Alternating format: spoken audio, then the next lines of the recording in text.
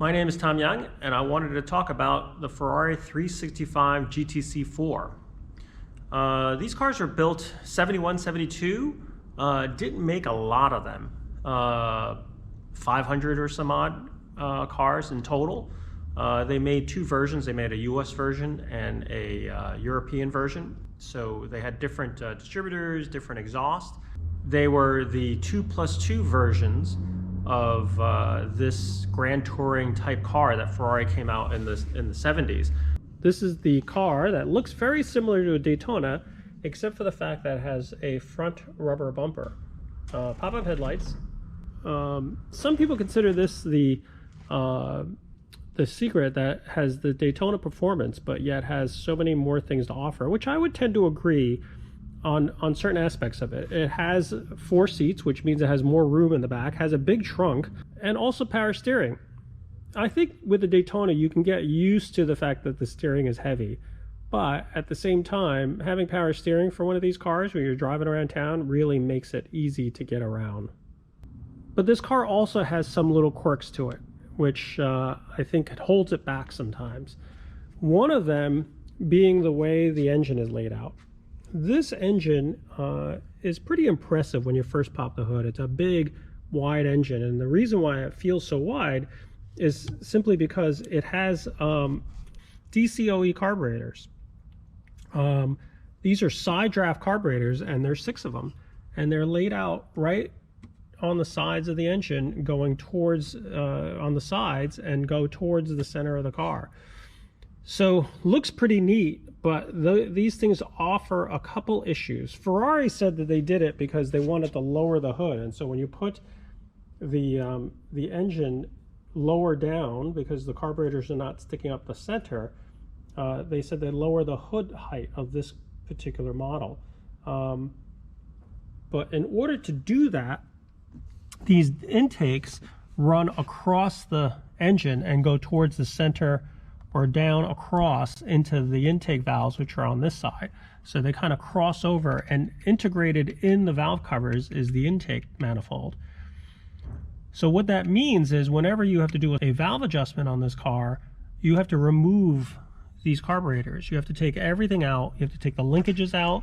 You got to take all this apart because it all kind of runs across the top of this engine. And when you take all the carburetors out, you take the air cleaner box, you take each carburetor out, you take the linkages out, you take all this out before you can even start taking the valve covers off. Then the valve adjustment is done, and then everything has to go back, and then you have to retune everything because everything's been disconnected. So that's one issue that can make service a little challenging. The other interesting thing is the engine is set so far back. When you look at where the wheelbase is, or the wheel is, and you look at straight across, this engine sits pretty far back behind the front axle. So it's almost a mid-engine car, very much so like today's modern Corvettes, where everything sits, or the front engine Corvettes, where the engine sits further back and tucked underneath the windshield. Now, for this car, what challenge that offers is that the distributors are tucked way up underneath the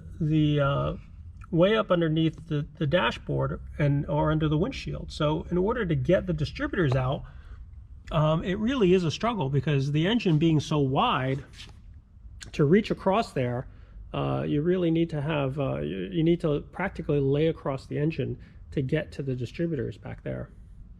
Another thing that's quirky about a 365 GTC4 is the timing marks are at the bottom of the flywheel. So in other words, let's see if you can see this. AF10 written right there, that's 10 degrees before top dead center, and there's a little marker needle. Can you see that? Little marker needle right there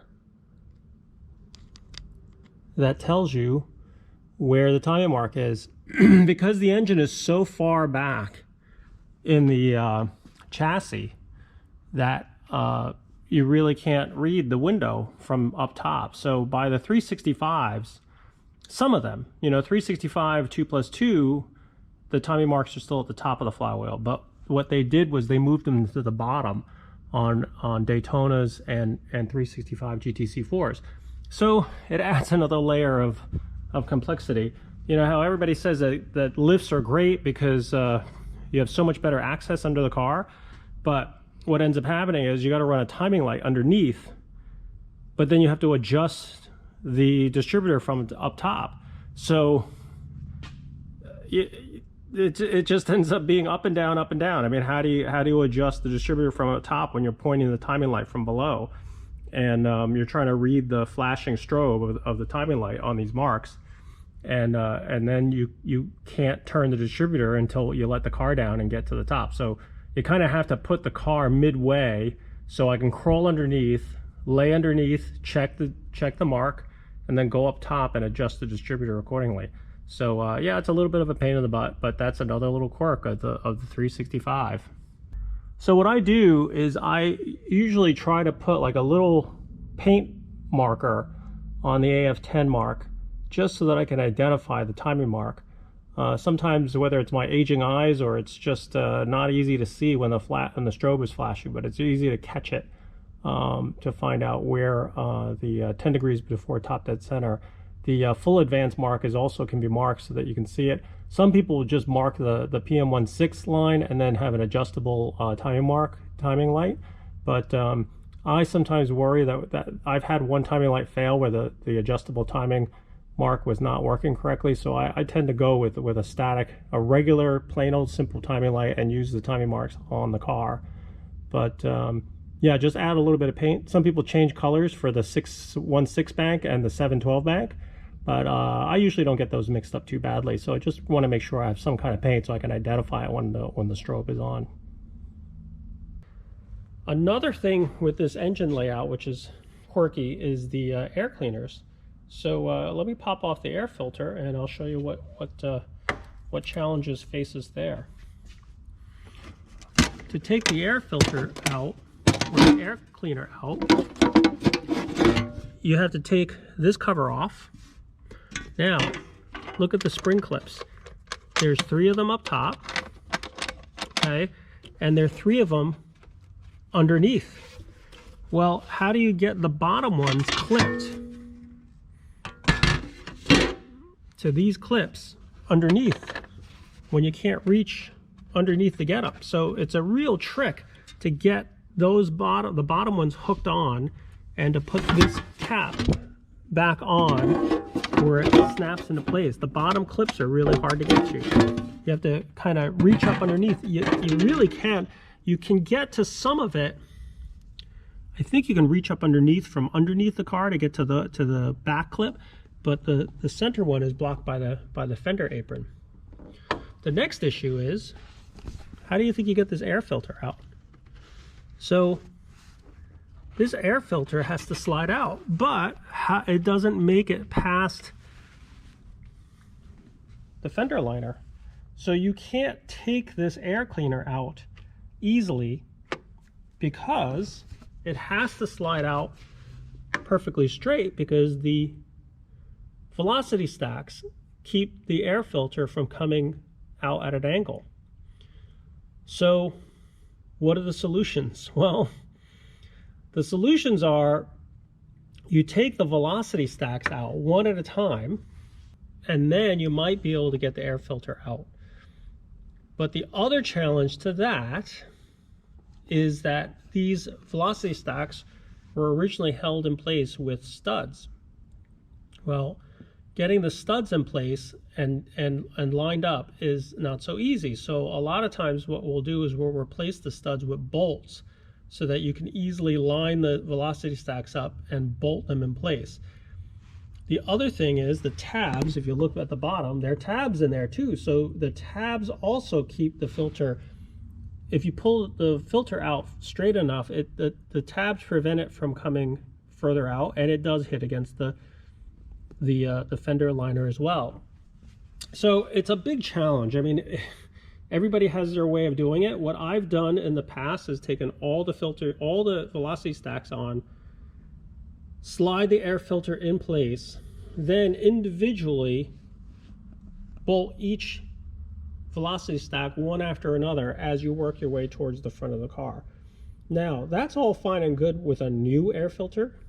If you bend this air filter and all the little wires and mesh pieces get frayed, then every time you reach underneath there to put another velocity stack in there, you risk cutting the crap out of your hands because the little mesh wires have come undone from the rubber moldings, and it just makes it miserable. The joke I tell people is, how do you install an air filter in a C4?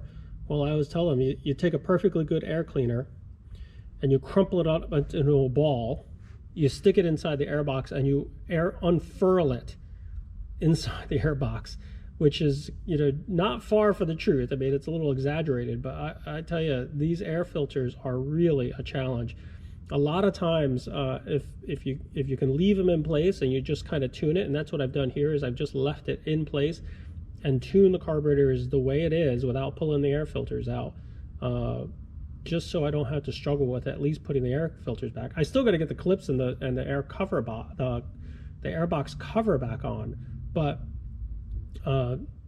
just crazy stuff. I mean, C4s are assembled very strangely. I suspect, and correct me if I'm wrong, but I suspect that these engines were installed as one piece. In other words, the air filters, the air filter boxes, the velocity stacks, the whole thing was installed as one piece when they made them at the factory, and they just dropped the whole unit into the car, and that's how they were able to get these air filters on without spending hours and hours, because I don't think there's any easy way to do it. Each one of these things are held with bolts. Each one of these are held with each velocity stack has bolts and screws and nuts, and the only thing I can imagine was that it was designed to be installed as one whole piece, because if you look at it, the air filter box clearances, everything else is clearanced, so it just slides right in. But they didn't spend much time thinking about how these cars were being serviced. So that's the struggle with a C4. Well, there you have it. That's those are the idiosyncrasies of this car.